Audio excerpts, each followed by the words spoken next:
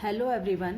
आज की क्लास में मैं आपको थेल्स प्रमेय बताऊंगी, जिसको आधारभूत आनुपातिकता प्रमेय भी कहते हैं। इस प्रमेय को सर्वप्रथम प्रसिद्ध गणितज्ञ थेल्स ने प्रतिपादित किया, इसलिए इस प्रमेय का नाम थेल्स प्रमेय रहा। और दूसरा इसका नाम है आधारभूत आनुपातिकता प्रमेय। तो कई बार एग्ज़ाम में आ जाता है कि थेल्स प्रमेय को सिद्ध कीजिए या फिर आधारभूत आनुपातिकता प्रमेय को सिद्ध कीजिए, प्रतिपादित कीजिए। तो आपको फिर ये प्रमेय भी याद होनी चाहिए और इसको पूरा सिद्ध करना आना चाहिए। और ये प्रमेय क्या है कि यदि किसी त्रिभुज की एक भुजा के समांतर अन्य दो भुजाओं को काटते हुए कोई रेखा खींची जाए तो यह त्रिभुज की दोनों भुजाओं को समान अनुपात में विभाजित करते हैं।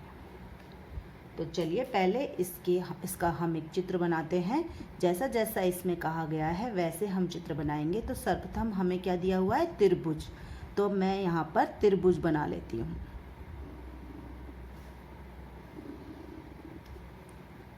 तो एक त्रिभुज मैंने बना लिया और इसका नाम मैंने दे दिया ABC। आगे इसमें कहा गया है कि एक भुजा के समांतर, यानी मैं कोई इसकी एक भुजा ले लेती हूँ। मान लीजिए मैंने ये BC भुजा ली है।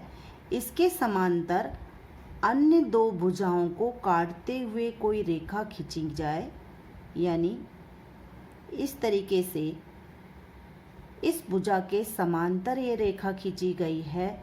इसका नाम DE मैंने रख दिया। तो ये अन्य भुजाओं को कौन कौन से बिंदु पर काट रही है? D पर और E पर। तो हमें क्या सिद्ध करना है कि यह त्रिभुज की दोनों भुजाओं को समान अनुपात में विभाजित करती है। यानी ये जो रेखा इन बिंदुओं पर काट रही है तो ये बाकी की इस भुजाओं को एक ही अनुपात में विभाजित करती है। यानी ये अनुपात और बटा ये अनुपात बराबर होगा ये अनुपात बटा ये अनुपात। यानी इसका अनुपात और इसका अनुपात, दोनों के अनुपात कैसे होंगे? बराबर होंगे। तो चलो हम कर लेते हैं इसको। तो सबसे पहले हम क्या लिखेंगे? दिया क्या है? तो दिया हुआ है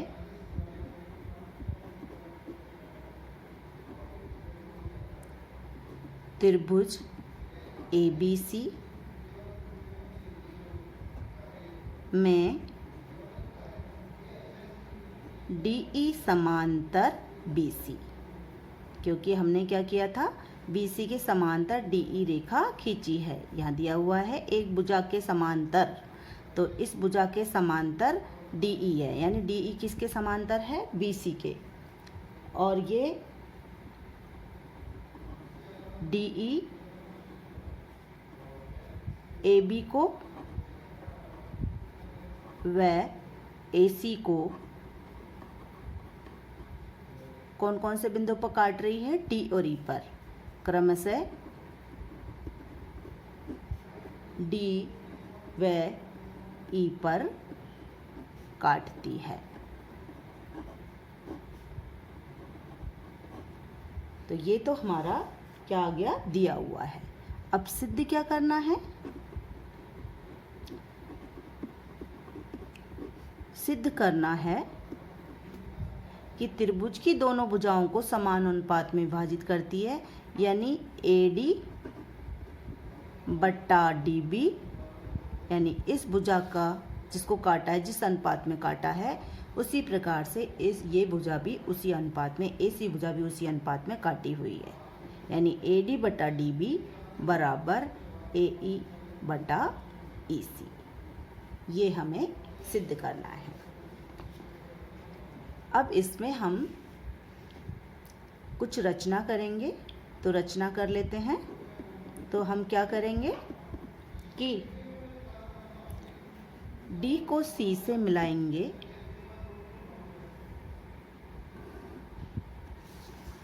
और B को E से मिलाएंगे। देखिए D को हमने किससे मिलाया? C से। और B को हम E से मिलाएंगे। अब हम ई से इस ए बी भुजा पर लंब खींचेंगे, लंब डालेंगे, यानी ये कितने डिग्री का कोण होगा? 90 डिग्री का। और डी से जिस तरीके से ई से हमने ए बी पर लंब डाला, इसी तरीके से डी से ए सी पर लंब डालेंगे। तो ई से जो हमने ए बी पर लंब डाला वो पॉइंट हो गया हमारा एफ, यानी ई एफ लंब डाला। और डी से डी जी लंब हम डाल देते हैं, ये डी जी लंब डाल दिया। तो हमने जो कुछ किया है उसको हम रचना में लिखेंगे। तो हमने क्या किया था? बीई को मिलाया, डीसी को मिलाया, यानी बीई व डीसी को मिलाया।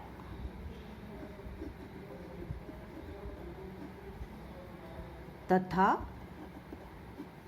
ई से ई एफ किस पर लंब डाला है? ए बी पर, यानी ई एफ हमने लंब डाला है, ये किस पर है? ए बी पर। तथा डी जी लंब डाला है किस पर? ए सी पर।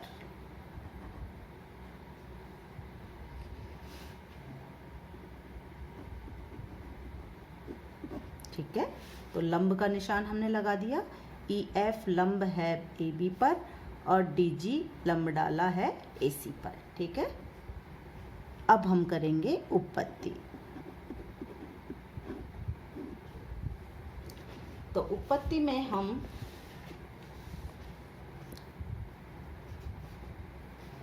यहाँ पर हम सबसे पहले कौन सा त्रिभुज लेंगे? A D E. अब यहाँ पर मैं आपको बता दूं, जो ए डी ई है इसमें भी इस त्रिभुज की ऊंचाई, ये देखिए, अगर हम इसको आधार मानते हैं तो ऊंचाई कौन सी है? ई एफ, क्योंकि ये 90 डिग्री का कोण बन रहा है। ये इसका तीसरा बिंदु है ए डी ई, ये त्रिभुज है, इसमें ए डी आधार है, तो ई एफ क्या है? इसकी ऊंचाई।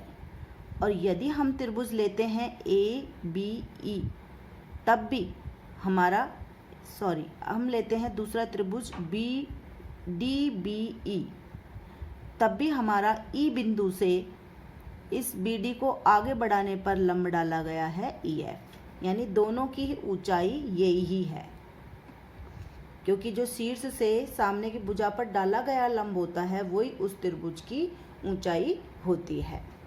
तो यहाँ पर ई एफ लंब डाला गया है, तो इसलिए ऊंचाई क्या है? ई एफ है।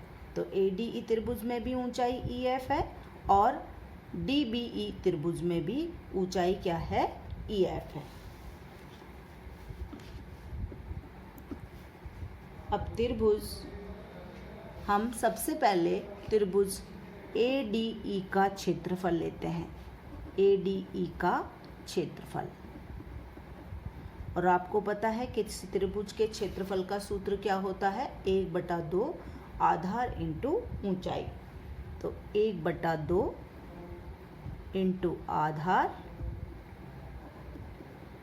इंटू ऊंचाई। तो देखिए 1/2। अब ADE में जो ये ADE है, इसमें आधार हमने क्या माना है? ये AD। तो यहाँ पर आधार की जगह मैंने क्या लिख दिया? AD गुणा ऊंचाई क्या है? EF। ADE ये त्रिभुज है, इसमें ऊंचाई क्या है? EF। तो यहाँ पर लिख दिया मैंने EF। इसी प्रकार त्रिभुज DBE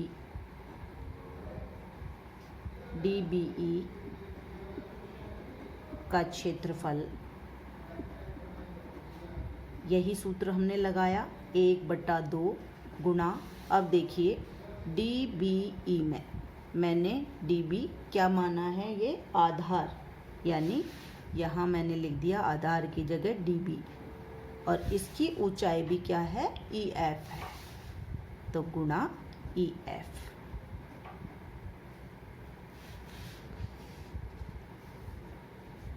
अब त्रिभुज ADE का क्षेत्रफल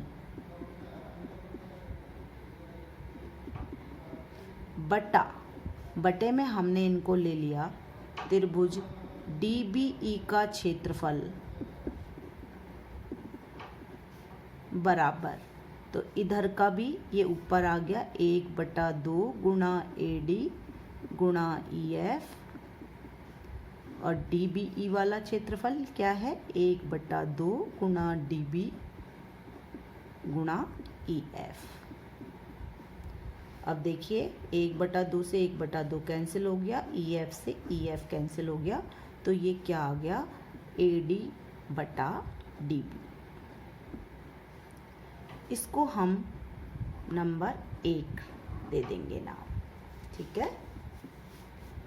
अब इसी प्रकार से हम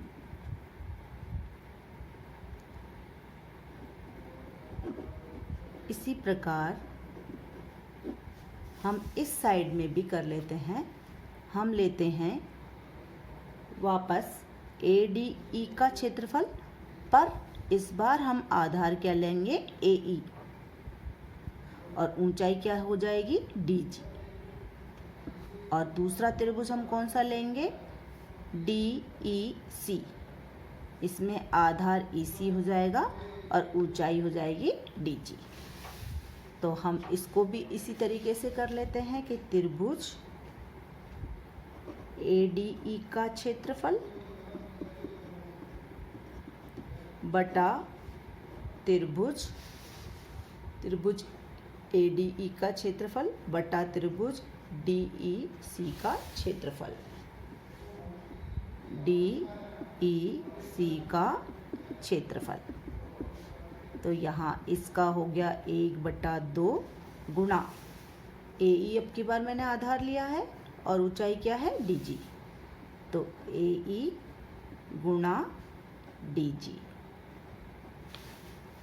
और बटा इसका क्या हो जाएगा, 1/2 गुणा इसका आधार कितना है, EC, और ऊंचाई है DG, तो मैं लिख देती हूँ यहाँ पर EC गुणा DG। यहाँ पर भी 1/2 कैंसिल, DG से DG कैंसिल, और यहाँ क्या बचा हमारा, AE बटा EC। इसको मैंने नंबर दे दिया 2।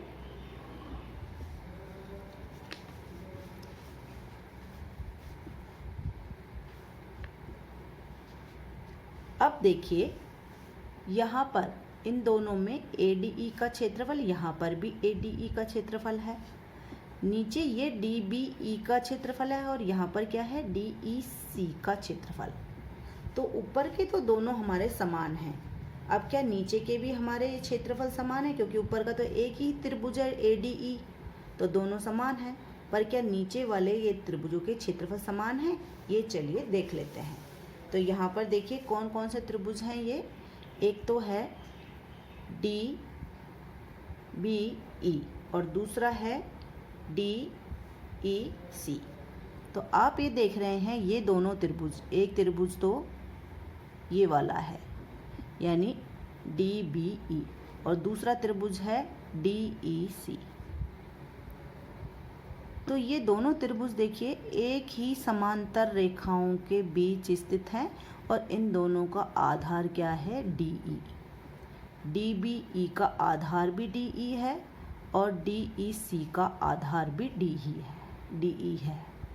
तो एक ही समांतर रेखा, ये दोनों कैसी हैं, DE समांतर BC, ये हमें यहाँ दिया हुआ है। तो एक ही समांतर रेखाओं के बीच में एक ही आधार और एक ही समांतर रेखाओं के बीच में बनने वाले त्रिभुजों का क्षेत्रफल कैसा होता है, समान। तो अब यहाँ हम लिख सकते हैं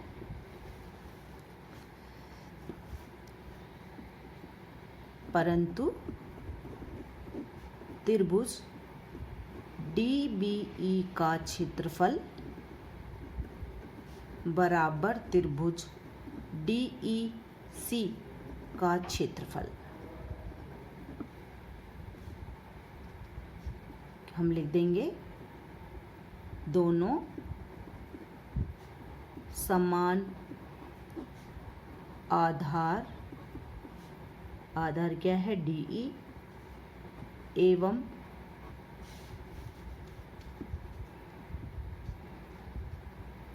DE समांतर BC, ये समांतर रेखाओं के बीच बने हैं, के मध्य बने त्रिभुज हैं, इसलिए इनका क्षेत्रफल कैसा होता है, समान होता है। अब जब ऊपर वाला ये समान हो गया, नीचे वाले भी हमारे इन दोनों के क्षेत्रफल समान हो गए, यानी ये बायां पक्ष बाएं पक्ष से समान हो गया, तो इसका मतलब दायां पक्ष दाएं पक्ष के बराबर होगा। यानी जब इसका बायां पक्ष लेफ्ट हैंड साइड वाला इसके लेफ्ट हैंड साइड के बराबर है, क्यों कैसे बराबर है एक बार दोबारा देख लीजिए। ADE दोनों सेम है और DBE DEC ये दोनों हमने यहाँ पर बराबर किए हैं अभी, तो ये पूरी टर्म इधर की इस टर्म के बराबर है, तो ये दोनों भी आपस में बराबर होंगे। तो यहाँ पर देखिए इसको नंबर मैं दे देती हूँ 3 नंबर, तो हम लिख देते हैं 1, 2 व 3 से इन तीनों से हम कह सकते हैं 1, 2, 3 इन तीनों से हम लिख सकते हैं कि AD बटा DB बराबर AE बटा EC। अब देखिए हमको यही सिद्ध करना था ना, AD बटा DB बराबर AE बटा EC, और वो ही हमने यहाँ पर सिद्ध कर लिया। हम लिख देंगे इति सिद्धम।